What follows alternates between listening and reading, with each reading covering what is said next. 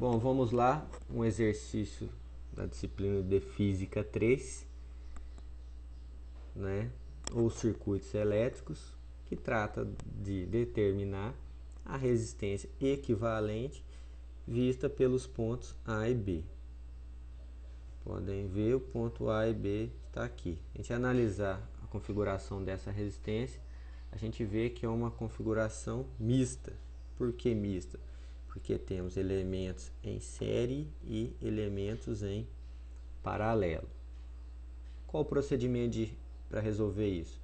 Se a resistência é vista pelos pontos A e B e eles estão aqui, devemos vir resolvendo no sentido contrário, ou seja, daqui para cá. Ok? Então, a primeira que a gente deve fazer, esses dois elementos aqui estão em série, um ponto em comum entre eles e somente entre eles.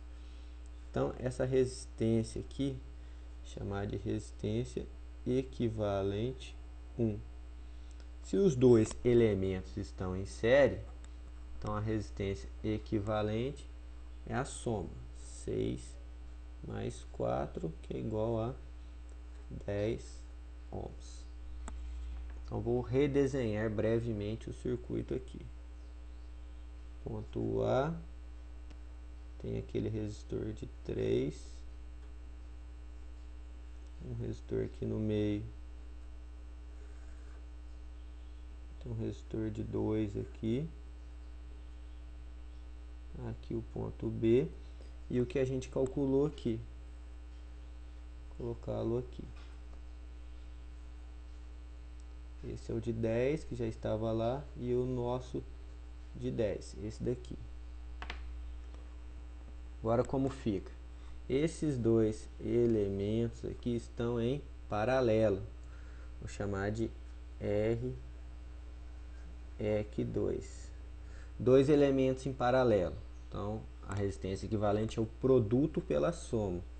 Então, é 10 vezes 10 dividido por 10 mais 10.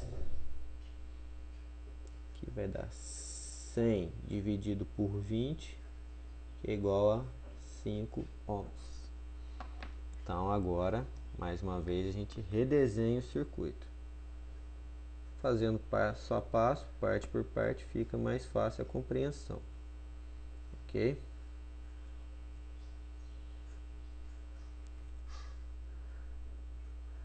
Aqui estão os três elementos finais do nosso circuito. Aqui 3 ohms, aqui 5 ohms e aqui 2 ohms. Então fica nítido e claro que, para finalizar, esses três elementos aqui estão em série.